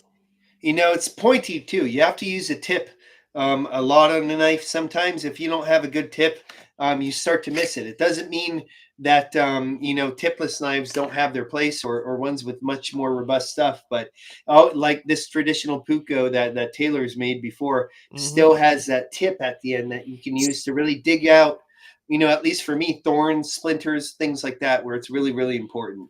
Tippy blades are something that I really like to incorporate into a lot of my survival knives, but as a designer, I don't make sure I have a tippy, knife on every design. For instance, I'm trying to look for one here.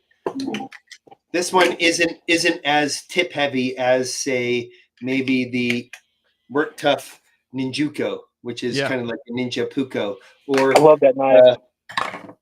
like what were you calling this one? The Rowan? No, that's the Yadkin. Yadkin. Yeah. So are you gonna name one after every county in North Carolina? No, but I do have quite a few different North Carolina named knives. I was trying to do that with most of them. It's like regional and fish. Yeah, That's kind of there, like what I don't was forget, there's trying a to lot hit. of double check each tribe to make sure they're not gonna sue you or anything. But there's a lot of North Carolina tribes that would be pretty cool too, like the what was that, Rappahannock or the maybe not the Lumbee, So, for instance. so I was trying to figure out some of those names that wouldn't be like a nightmare for everyone to pronounce. Uari, So the the what? Uari when you see it spelled correctly. Yeah, that's why the URE knife I do is URE, like the Yeah, stickers. Because looking at that word spelled, if you're not from around here, you wouldn't know what that is. So I got the URE, I got the Pisgah, which was a native tribe, and then I got the Kohari, which I haven't made those except for those first three. So Yadkin, I think, was a native thing too. yeah, definitely. definitely. Yeah, You and know, so is there's Rowan. a bunch too. It's Doug a, it's a, Meyer would be. it's totally okay for him to do native stuff. He Yeah, is part yeah. Indian, so Not the you're good. 7-Eleven kind.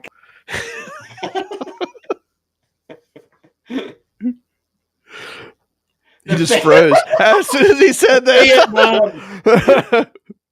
He just froze. Pat would said the Vietnam. Vietnam. That's the knife that would probably get stolen the quickest. Dang, we Hey, lost is Taylor. everybody's feed working? Yeah, can you hear me? Yep. Is Yeah. Taylor frozen? Taylor's frozen. There he is. He's back. He's I back. think I'm back. And that comes tomorrow at 1:00. Boom. Oh, he froze again. The reason is Taylor refuses to get with modern times and get an iPhone. He wants to Oh, he have. doesn't need an iPhone. Come on. He He's likes gonna these. accept, you've got mail. He likes these antiquated devices. No, Okay, I'm here. the Android S24 is an amazing device. Am I here now? Oh, Yes, you're there. sir. Just saying, Okay. I survived this whole time. Somehow. Yeah, I don't know why it's doing that. It's showing I'm running at full speed, so I don't know. How fast is that? 268 Mbps. What miles per hour? 35. A whole gigabyte. A little under the speed limit. So Well, it's a little slow. Joe, what are you excited about this year? Like knife wise? Oh man, You got anything cool coming out that you can't tell anybody about? I've got a bunch of stuff coming out, but I'm more excited to see what New Jersey Steel Baron's going to do about What do you mean? all the new stuff from Crucible. Because Crucible going under doesn't just mean Magna Cut. Oh, it means everything. Yeah, there's a lot of really, like Vanex and Rex or. I don't think. I mean, there might be a period of time where stuff's hard to get, but somebody's going to buy Crucible. They're not. I mean, there's too much there. I mean, that's one of those things where you have to look at it and say, how are you in this bad of shape? For one, there has had to be some very poor management. I mean, especially coming out with stuff like Magna Cut, the hottest thing on the market. I mean, they've made S35, which has been the go-to steel for so many makers and companies forever. You're telling me that you're going under? That's something's up with that. I don't get it.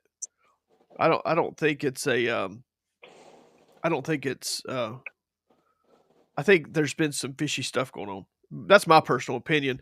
Just because there's just no. I mean, they're only having to appeal to one market, and they own it. They own it. They own that market, and I mean, either there's just been some bad management. It has to be. That's what it comes down to, probably. Is bad management. Yeah. A lot of times I've heard that with other companies too, other knife companies that went down and people had to buy over and stuff too. Legendary knife companies. Yeah. And it's very sad to see that, especially in the manufacturing world. Yeah. You know, you have to see that. And a lot of manufacturers are hanging on a thread right now. That's why you know, El Salvador is in a really cool place for OEM. Because you know, a lot of different manufacturers are really, really dying and don't want to go to China and stuff too. It's kind of sad, but it's still kind of crazy to see that change. I'm really excited to see in the knife world. I'm excited to see people make economic knives that are hardcore again. Huh. Wow. Well, that'll be interesting. I mean, people's been doing that overseas for a while, but it'll be interesting to see if people can do it here.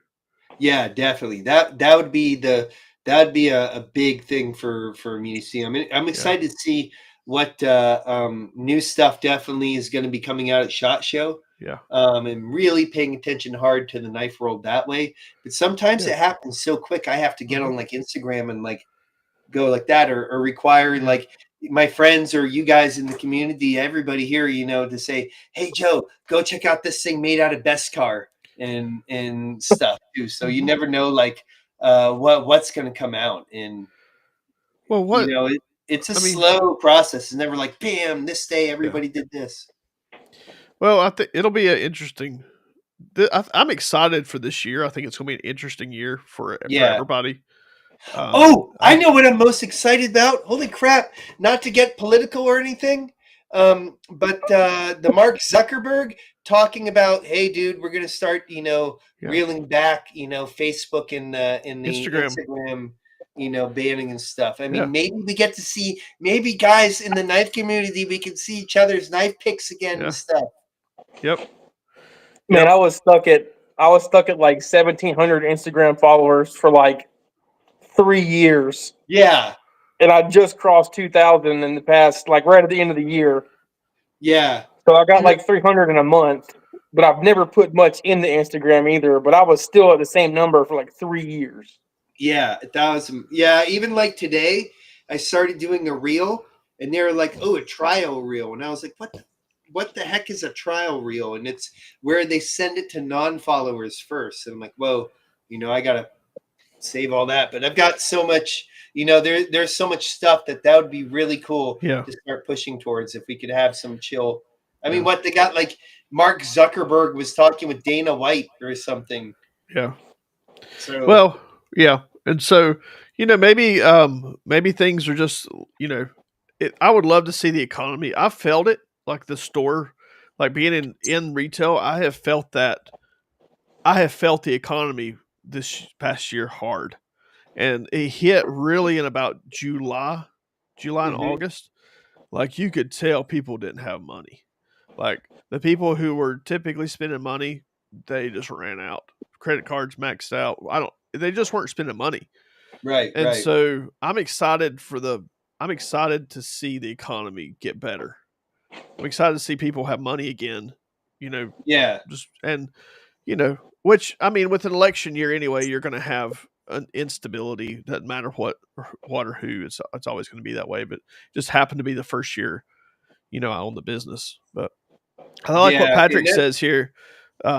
2025 is the year of the small knife maker. woo, I you love hear it. that, Taylor? I'll take it all day long. Yeah, dude. And Yeah. that you're like the octopus with all the arms here that's Yeah. able to grab all the small makers and keep them afloat. So that's Yeah. like very important too. And Yep. I think that's even nicer too, having you select a group of people like fine barbers at a special shop or something. What was your biggest lesson? What did you learn? What was the biggest learning experience you had in 2024? Ooh, what a good. There's so many. Um, I would say to appreciate downtime Yeah. at shows a lot more instead of going go go go like at Blade Show. Like 2 years back, this year, I learned that go. Okay, I'm gonna go peace out for like an hour and eat lunch, Yeah. alone and save my voice and stuff.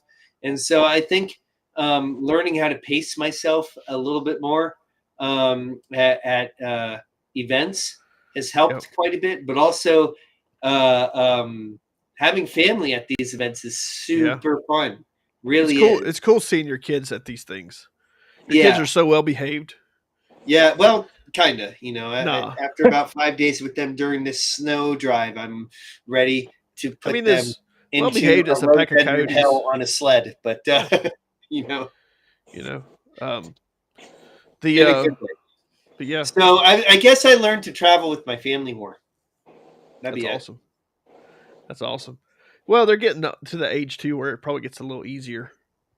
Yeah, definitely, definitely. I got And to it's meet not going to always Mrs. be that norm, but it's just this year, I Yeah, think. I got to meet Mrs. Flowers for the first time, Yes. and That poor so lady. Oh, she's a saint. she is a saint. I agree.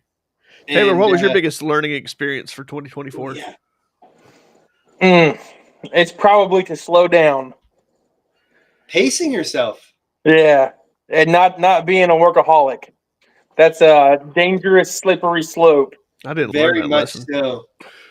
Yeah. You know, and I bet you none of us have the answer to that too. But all of us, working on our passions as our business, I think at this point, learning how to pace ourselves with that.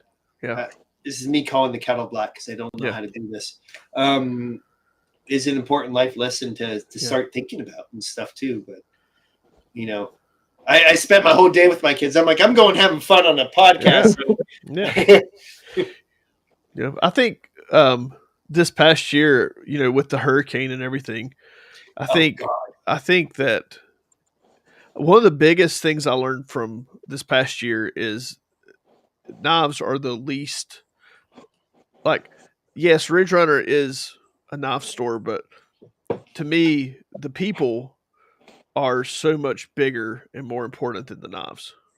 Mm. Like, I've met some insanely cool people this past year and got to see, just the community, the way that people treat each other. It's amazing to see how that kind of red flag dude sticks out like a sore thumb amongst the people. Like, it doesn't take long.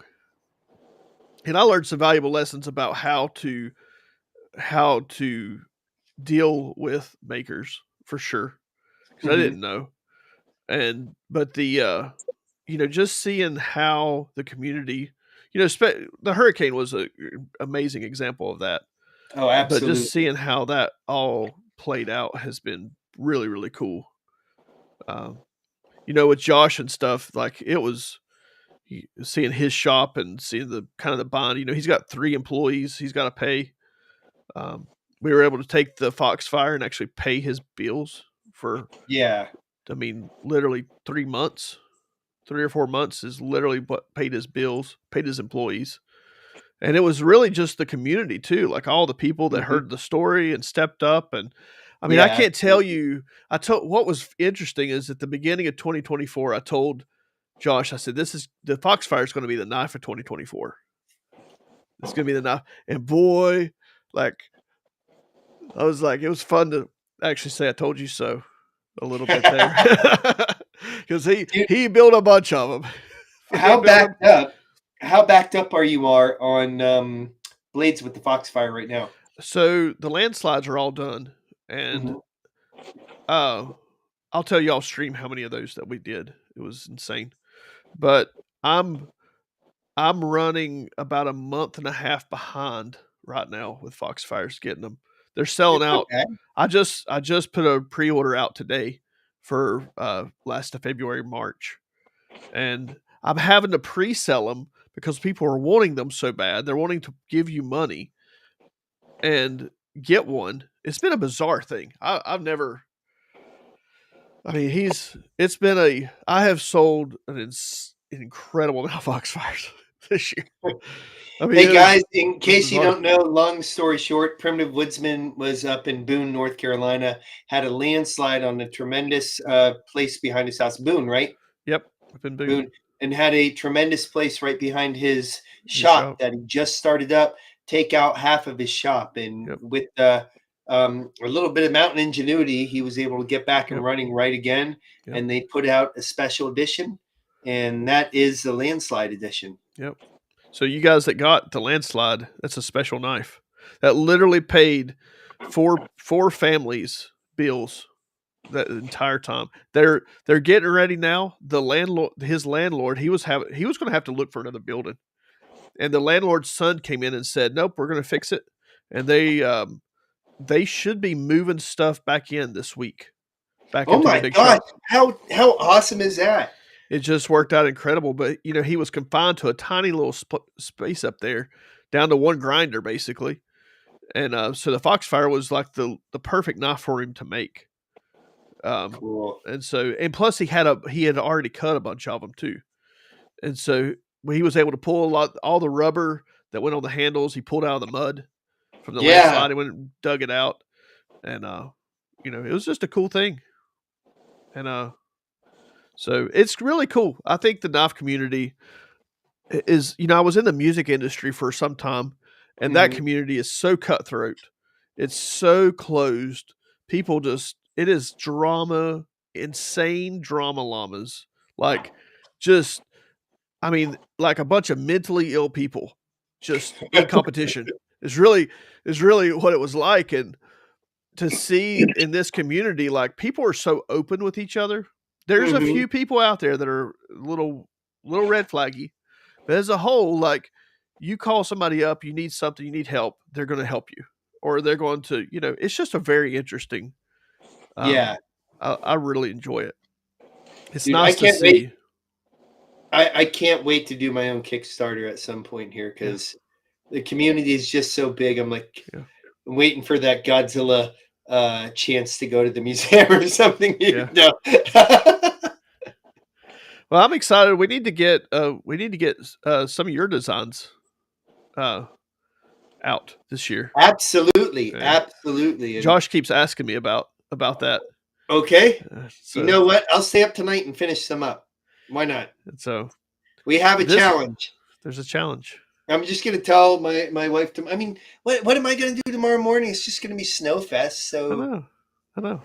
all right. Let's do this now while we're on the live. We're going with the idea behind it. It's about the snow in the North Carolina mountains. Oh boy. What are some things that come with that, and what do we have to do when we're out there in the North Carolina snow? Milk, Three things. bread, and eggs. So we call it the MBE. There you go, the MBE, milk, bread, and eggs. Do you guys want to acronym another knife? I'm just asking. It's all you, man. I mean, you come up with the Cavalor.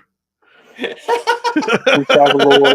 Yeah, I was hearing you say that, and I was like, "That's not right, Jason. That's not right." I'm a retard homeschool kid. Don't bash me too hard. So am I. Well, you're more cultured than me, Taylor. You know how to read. A little bit. Yeah. So, Well, let's think about that. What would you need in North Carolina to have in a machete that would split wood in the wintertime? 3/8 of an inch thick with a saw back. I'm just Ooh. kidding. Don't write that down. Don't write that down. So basically, I a did the K-bar. drawback as a middle finger, but that's all right. So you're saying With an machete, insert for like a backbow saw. a bigger knife, like machete? Is that what we're talking? Yeah, what it would do is it would take you take the blade out of the backhoe saw, of course, the professional 396, right, and that snaps into the back of the machete. So yes, a milled slot with some magnets in it. Oh gosh, guys, don't patent that. That's a great idea. Into the stream. Yeah.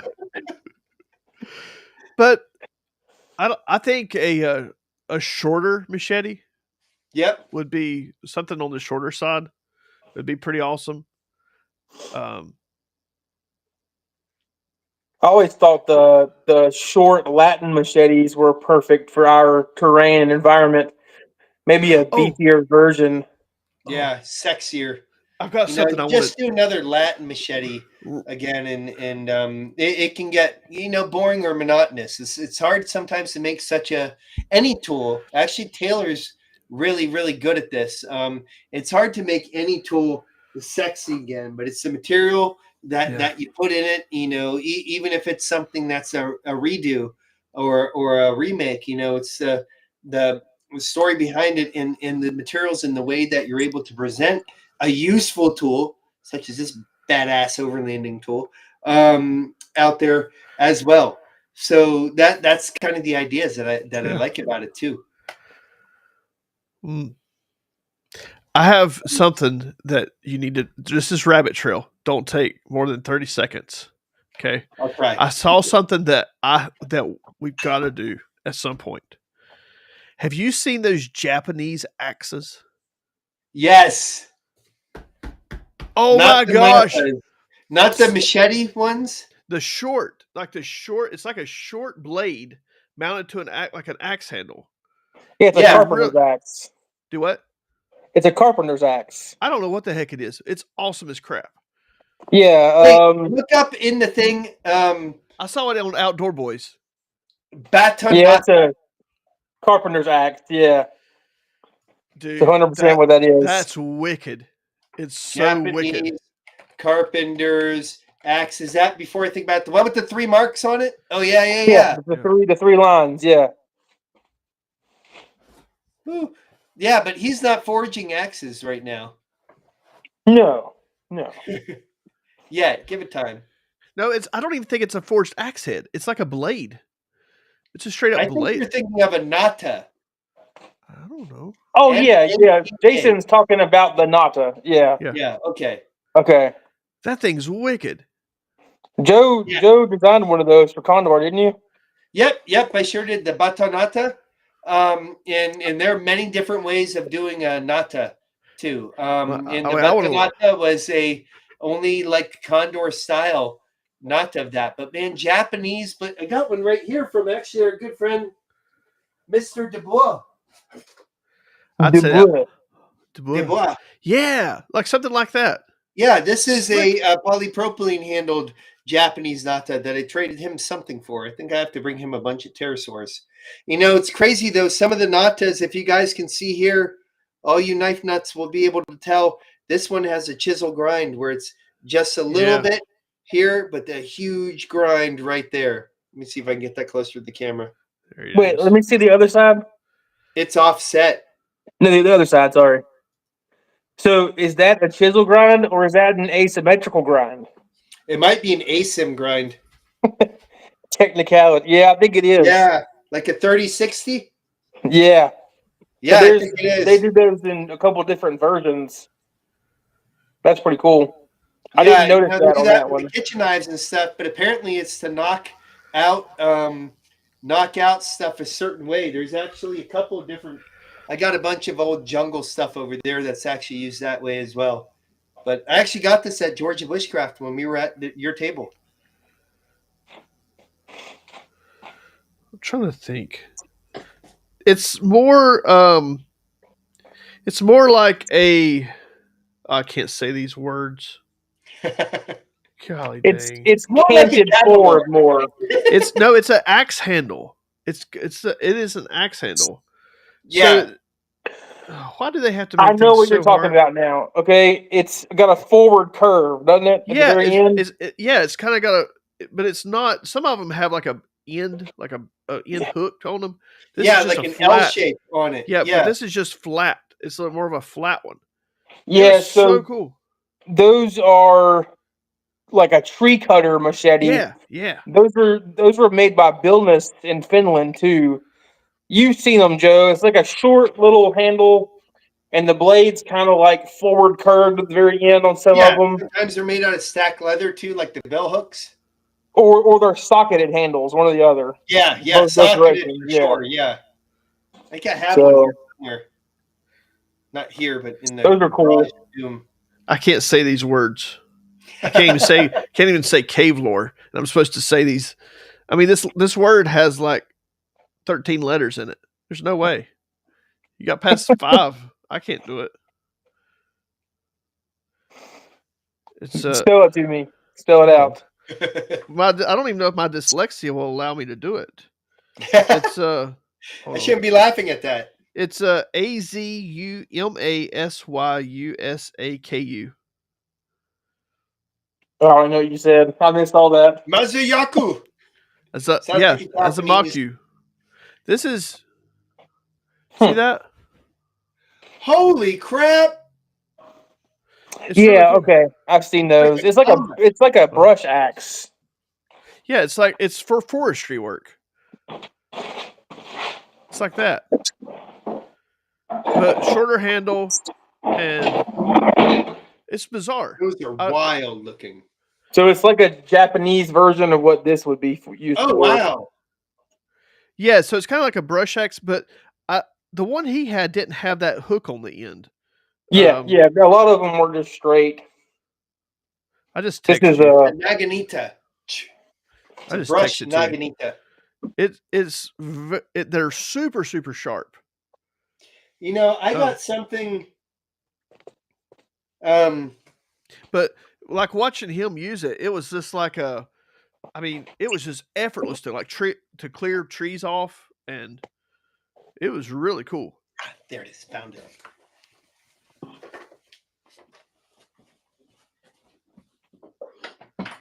I had one of those at some point, but it had a little bit more curve to the end of it. So that's like a hook. Here's an absolute batshit crazy version of it. What in the world is that?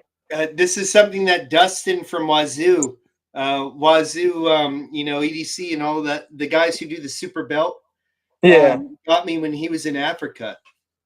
That looks like Check something it the out. Grim Reaper would carry. Yeah. Thick as heck here for chopping, and then this gets really, really, really thin. Huh. And that's another curved blade that was attached to a handle to even be able to use two-handed wise. But man, some of the stuff that the Japanese are able to make is extremely crazy. There's stuff with their nadas where they're splitting wood like this thick with just a baton and one of those machetes. It's kind of crazy. Looks like one of the Dukes or something along that line. Iron Path Bolo. Oh, definitely. Yeah. Can you pull a picture up of that? Oh gosh. I think I have an Iron Path here. That's one I didn't bring with me. They're awesome. Is that it? No, it was a Moonshiner. Oh wait. Sweet. Got one. Look at that. Tell my mom I was actually prepared. Yep, so this is an Iron Path Bolo. It's a basic style small bolo, although it doesn't have like a crazy obtuse bolo shape. So when they say bolo, they mean something, gosh, it's sharp. A little bit thicker here with the sway back. It's just a basic style, but this is supposed to be a lot smoother for more hand manipulation. Sorry about the change in the lighting. I got this new camera ring for Christmas, and I don't even know what it does with shiny stuff right now. So it's fun to make the camera shine, though. Yeah, that's a kick butt knife.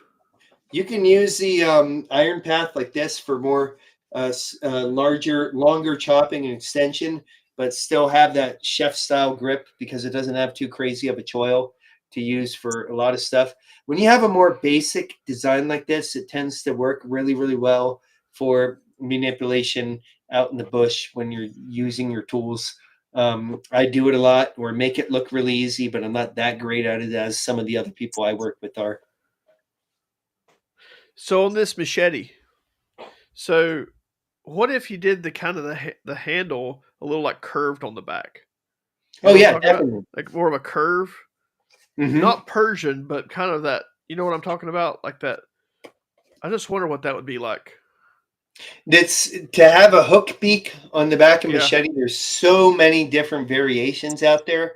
It helps really, really well to hold your hand on a machete. And it's actually something very popular, even for even the most basic machete. That hook style became a protrusion in that more military-esque handle shape that you'll see on some knives to keep your hand in there. Just checking to make sure you don't have an edge on this. Keep your hand in there when you're flinging it, around like that too. This one does have an edge, but it's not that sharp. It's not Taylor sharp. But they, I think so. What if it kind of bridged that, like bushcraft, not tactical, but you know what I'm saying, like where you've got it, where it's like it's a woods blade, but it also could be a defense tool. Make it pointy, so at the end sticks into somebody else, instead of you, and then has an established back end that you're able to hold on to very, very well, but also do all the Ed Calderon, flip. I'm not going to do it right now. Hit flippy hand stuff that you're able to do to hold on to your knife, which is hard to do in some designs. There is always an answer out there, though. I can think of some in my head right now. I'm not going to pull up the pen and paper and try and draw it though. So we're gonna do a big knife first. Yeah. I think some kind of parang is what we Yeah. were talking about Oh one time. yeah. I love the parangs. They seem to do real well. And there's some ways with lines, especially with Taylor's input, to make them very sexy and different from what else that's out there. I mean, I got praying ideas out the wazoo because it's one of those things where it's immersion. I mean, they're sitting in the background right now just from random prangs right there from Malaysia and stuff that really, really work because they work through a lot of different woods. Yeah. You know that village parang you designed, that thing is pretty wicked. Yeah, that's pretty comparable to the bushcraft parang Yeah. because it has that kind of like set to it. But man, that style parang people can really appreciate in any cultures. You know, it's a multicultural tool, just like axes. Yeah. Hey, what do you think the coolest axe design that you've seen in the past 3 years? The coolest axe design? Mm-hmm. I'm gonna say that bushcraft axe that I just got in. Oh, cool. Let me get in. That's one of the coolest things I've seen in a while. As far as like usability and stuff, like it's just different than anything I've ever had. Taylor, this one is one of the coolest ones I've seen in a while. Is that Northman? Yeah, I think That's you cool. traded me for this one. Did I? I think so, yeah. I don't know. Maybe. I've done a lot of trading with you, Joe. It all I feel like becomes one I feel like we giant- should. I feel like we should clip that. Done a lot of trading with you, Joe. I don't know what my coolest axe would be in the last 3 years. I really like those the Urnieta Basque Oh. axes. Yeah, for sure. Those are super cool. I like It needs to be reground by you though. I like that little small hatchet that Julia's doing. Oh, dude, it's amazing. That's really cool. blade. Have you seen her stuff, Taylor? Yes. Joe handed me one at an event like 6 years ago, and I immediately cut all 4 of my fingers. Are they pretty nice? Oh yeah, Yeah. they're You're really well balanced. She knows what they're she's at the doing. very top. I'll tell you that. As I was messing around, getting ready to move, I found this lingering around in my shop, Oh wow, and my lighting sucks. But this is like solid wrought iron. wow. What? Yeah, How old is that Except- thing? this is like 1850s, 1860s probably. Wow. I can't probably get it in the camera, but you can see where it's forge welded. The bit is overlaid. So that's an old one right there. Wow, that's cool. That's the most wrought iron I've had my hands on in a long time. They Fire Creek Forge, Elijah did a chef's knife. He took a nut, a big fastener from the 1860s or 1870s, something like that, and did a sandmai Oh, with that. man. I love wrought iron. It looks so cool. I've never seen much of that stuff before. It's a complicated material to work with. Yeah, that's what he was saying. It's not super stable, Yeah, so it takes a lot of like meticulous work to work with. I've done a couple knives that were like a sanmai with wrought iron, yeah, and they are not the funnest knife to finish. yeah.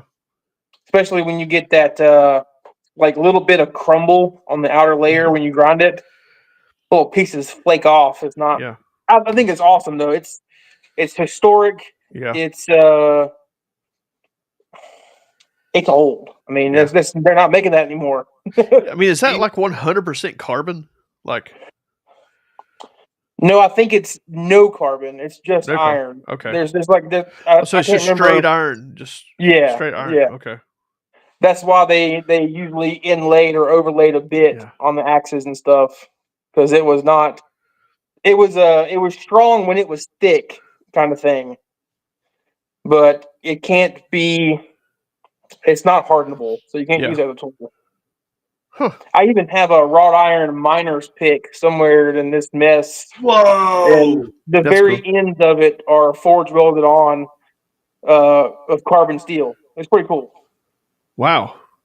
So, I guess it's just way easier to make it out of wrought iron like well, that. I think it was a cheaper thing back Yeah. then because, like, high quality steel wasn't really easy to come by. Hey, Corey So Hill wrought said train iron. track material. Do what? Corey Hill said train track material. Train track material. I've never seen wrought iron train track, What is but I train track made know. out of? Well, nowadays I think it's really close to 5160. Really? Wow! It was either that or 52 100, one or the other. I read something recently about a guy making axes from it. Holy Huh. crap! So it's a hardenable steel because it needs to be wear resistant. Yeah. So Hey it's not like Taylor, junk. this is 5160, but it doesn't have that harmonic ting to it. Any idea why? It could be the thickness. Okay. Yeah, a lot of the thicker stuff doesn't have that ting. And how is the handle fastened also? Well, it's got hollow pins, but there's no, well, just a crap ton of. I mean, look at the size of the mosaic. Oh dang, yeah. It's probably the thickness of it. Do you think this will have any trouble on frozen stuff outside this weekend? Possibly. Yeah, I I don't don't I know don't any of know that. much about his stuff. I know who he is and I've followed him for a while. Yeah, Um, if it's 5160, that's pretty tough. yeah, But if it's like 5160, like a leaf right. spring, I don't know. I have no clue. I'd almost So, I'd almost trust that more than I trust a lot of other higher end material oh, out me there. too. Me too. Yeah, yeah. I mean, I would. I'd But trust this made out of this over MagnaCut. that looks like it's like convexed in, Yes. so it's probably pretty freaking tough. Yeah, I'm really interested to try. I just, it's my baby, so I don't want to just do all my no-nos right away. Yeah. Start with something softer. Yeah, of course. Hey, dude, so I used Ross's Dry Creek Forge's 80 CRV2 harangue that he made me on a deer head and went right through the bone scary well, and no fragmentation on the blade. I was super impressed. Yeah. I really am impressed with 80 CRV2 and 8670 for toughness. Oh wow, 80! I haven't messed with 8670 yet. That was one of the first ones I used outside of 10 series steel, and it's mainly because it was cheap. Yeah, But absolutely. it's pretty similar in characteristics of 80 CRV2, so it's pretty close. I got it. I guess a lot of these new end. I guess I keep saying new end steels. What's it like? When did 80 CRV2 start becoming popular? I guess I don't I really don't know. I don't know the answer to that, honestly. I don't have Try- the answer to that one because I did not follow 80 CRV2 very closely until like maybe 3 years ago. Okay, yeah. So like for me, it was like I don't know, like maybe like a 10-year thing. But I'm just a user more than I am a steel person.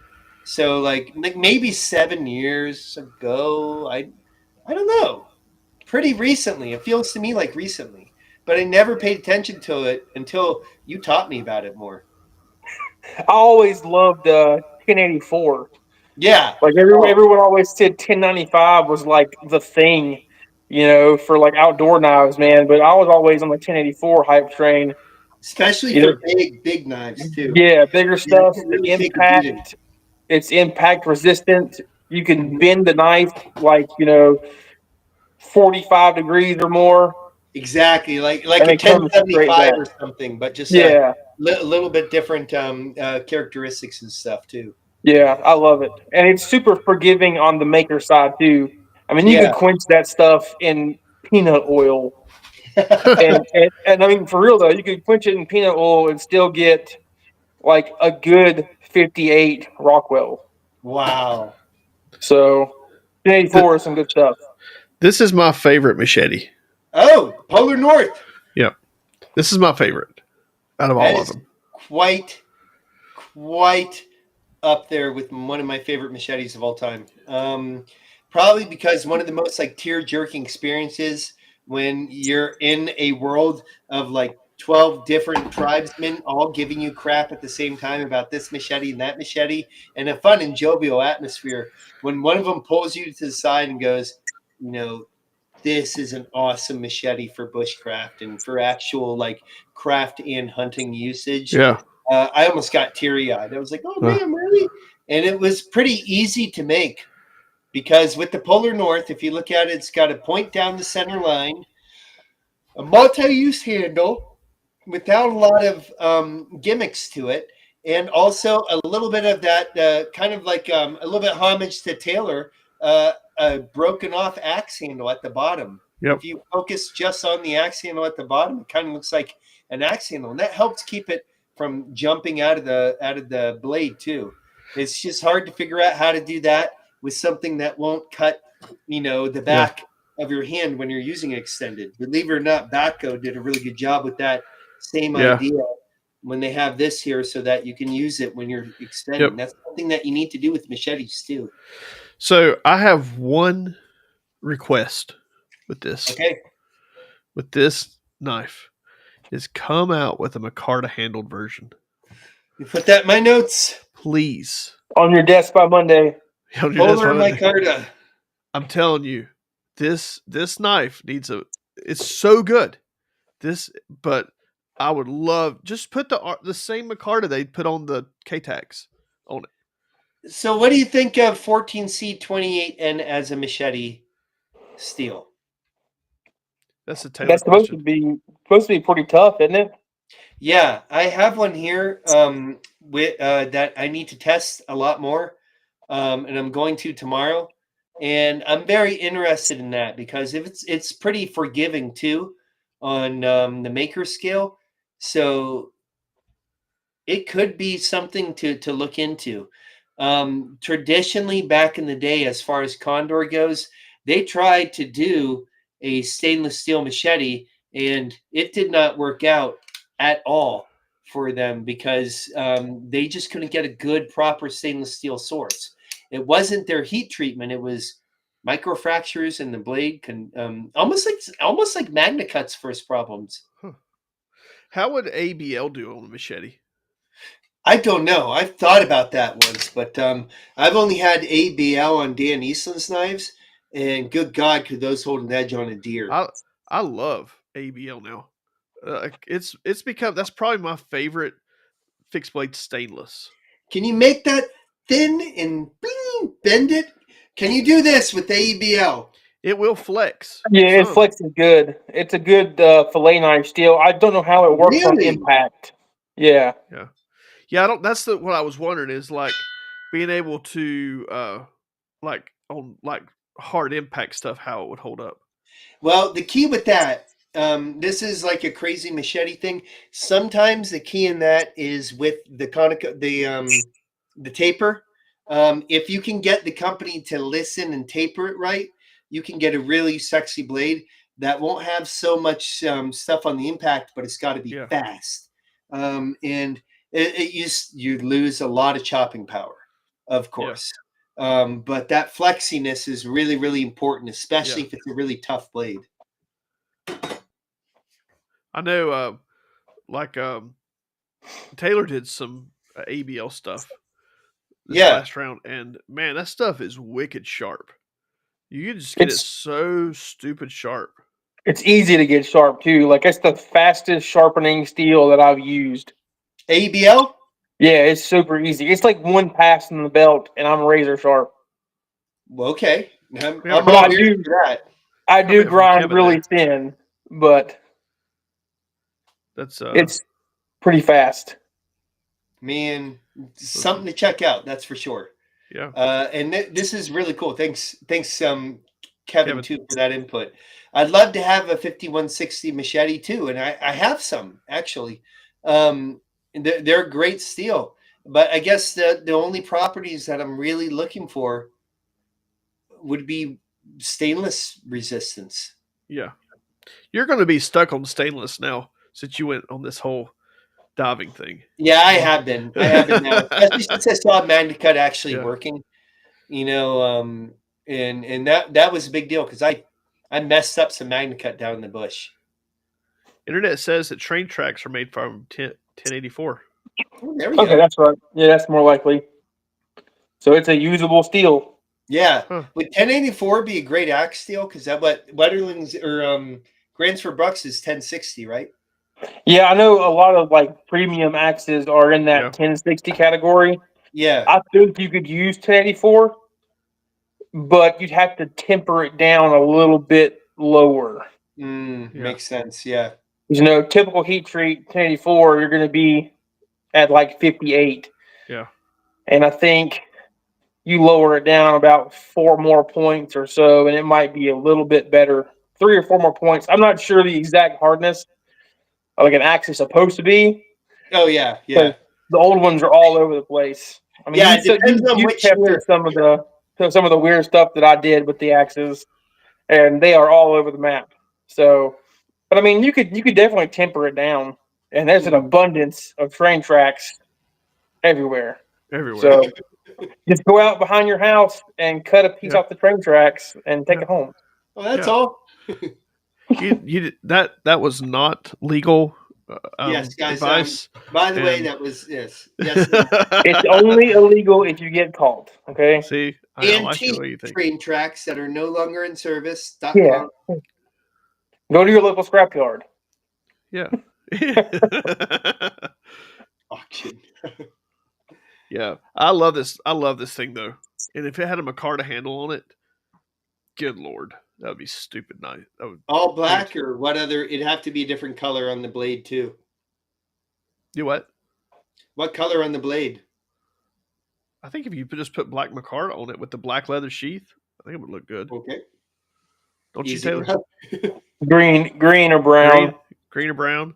Yeah. They get fancy, make a Kydex sheath for it. Texture, I'm sorry, on the blade. Do what? What color texture on the blade? Would you want it to be that light gray color? I mean, black would be sick. I think. Yeah, there's now they have even Cerakote. Really? Yeah, but it's expensive as crap though. Gosh, It is. ooh, really expensive. It is. They so they have a whole oven and everything, Cerakote oven.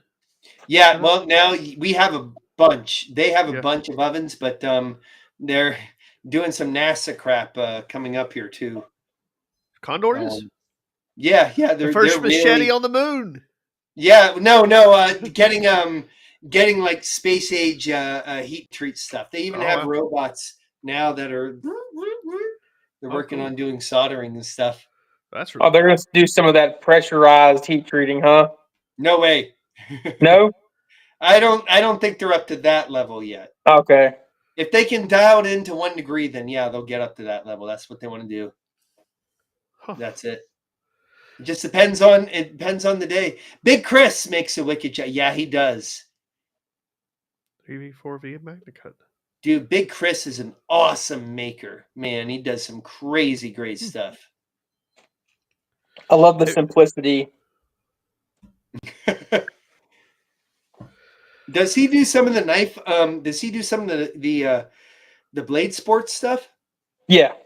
Yeah, okay, I thought so. He was that viral video for a while, the dude cutting like 30 water bottles in half that was going around. That was okay. Big Chris. Yeah. I follow his designs a lot, big time, and I know him on the Instagram page. But I was thinking there was something blade show or blade sports wise that he was really popular. Yeah.